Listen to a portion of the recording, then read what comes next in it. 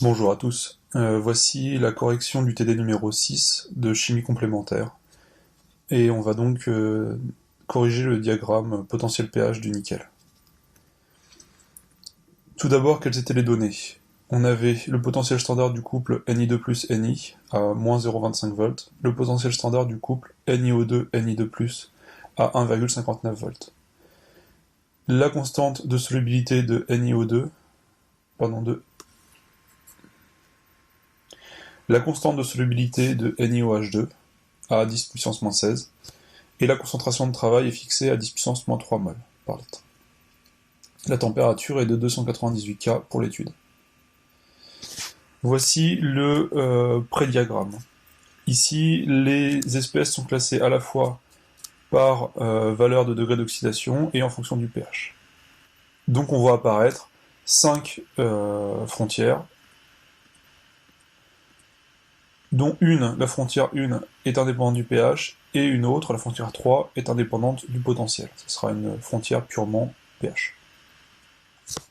Étudions la frontière numéro 1, entre le Ni2+, aqueux, et le nickel solide. Dans un premier temps, écrivons la demi-équation du couple redox. Ni2+, aqueux plus 2 électrons est en équilibre avec Ni solide. L'équation de la frontière, E1, sera égale au potentiel apparent du couple Ni2 plus Ni, c'est-à-dire à la somme du potentiel standard Ni2 plus Ni, plus RT sur NF, ln de la concentration en Ni2+. Donc ça peut simplifier sous la forme E1 est égal au potentiel standard de Ni2 Ni plus 0,06 divisé par le nombre d'électrons logarithme décimal de la concentration en Ni2+, sachant que la concentration en Ni2+, c'est la concentration de travail. On va donc obtenir comme équation de frontière moins 0,25 plus 0,06 divisé par 2 log de 10 puissance moins 3, soit E1 est égal à moins 0,34 volts. Étudions maintenant la frontière numéro 3, entre Ni2 aqueux et NiOH 2 fois solide. On cherche l'équation du couple acido-basique, c'est Ni2 aqueux plus 2 aqueux, qui est en équilibre avec NiOH 2 fois solide. On connaît la constante de solubilité, qui est égale à la concentration en Ni2 fois la concentration en H au carré. On connaît également le produit ionique de l'eau, qui est la concentration de H+, fois la concentration de H au-. On en déduit donc que la précipitation de NiOH 2 fois aura lieu pour une valeur de concentration H+, qui est égale à KE fois la racine carrée de la concentration Ni2+, divisé par le Ks, où la concentration Ni2+, c'est la concentration de travail. Ça nous donnait donc que la concentration H+, est égale à 10 puissance moins 7,5 m, et donc NiOH 2 fois précipitera à partir du pH 7,5. Maintenant, la frontière entre NiOH 2 fois et Ni, donc une frontière entre deux solides. La demi-équation du couple redox, et cette fois-ci, NiOH 2 fois plus 2H plus 2E-, qui est en équilibre avec Ni solide plus 2H2O.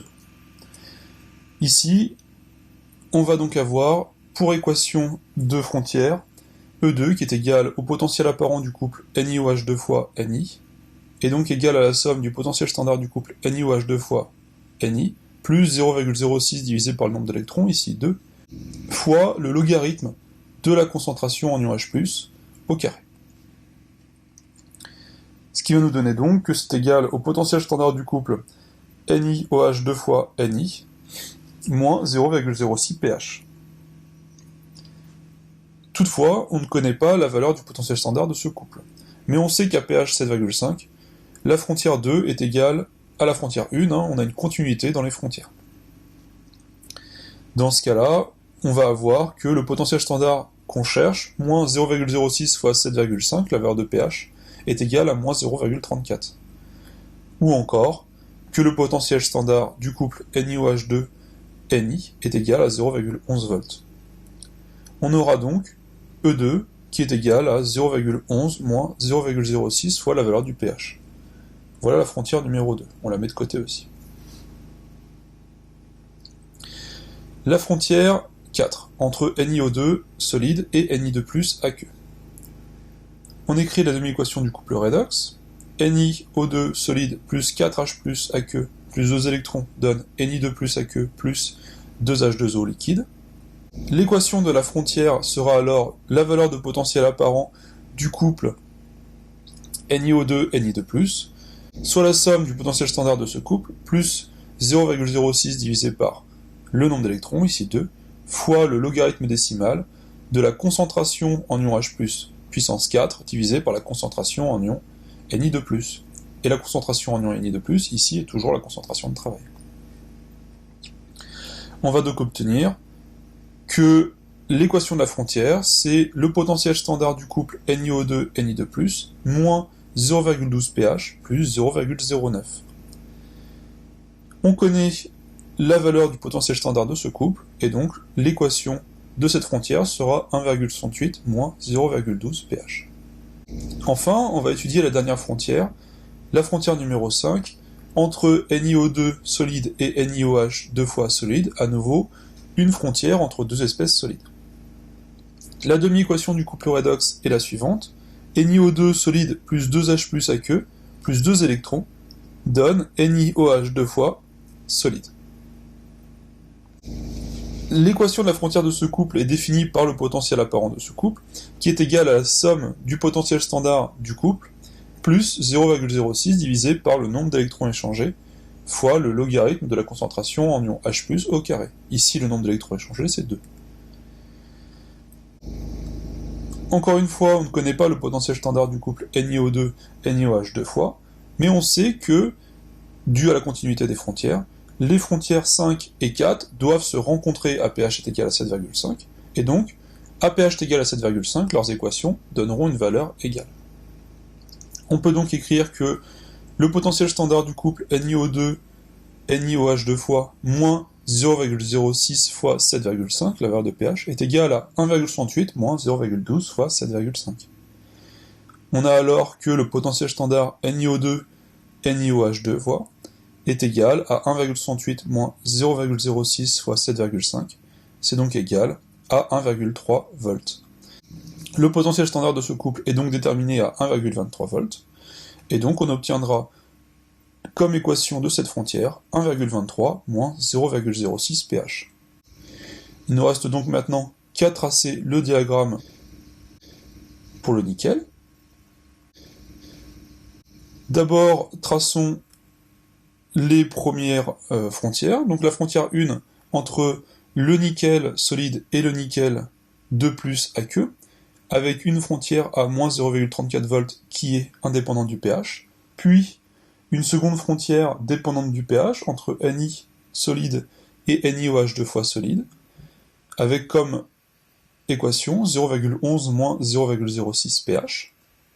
Ensuite, la frontière numéro 3 est une frontière purement dépendante du pH, et donc indépendante du potentiel, et elle est entre Ni2+ aqueux et NiOH deux fois solide, et on a vu que la précipitation se faisait à partir de pH égal à 7,5.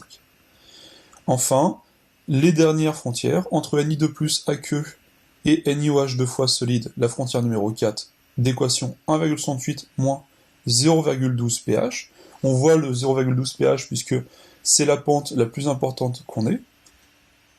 Et enfin, la frontière numéro 5, entre NiOH deux fois solide et NiO2 solide, où là, l'équation de la frontière est 1,23 moins 0,06 pH. Si on veut exploiter ce diagramme, on peut le comparer avec celui de l'eau.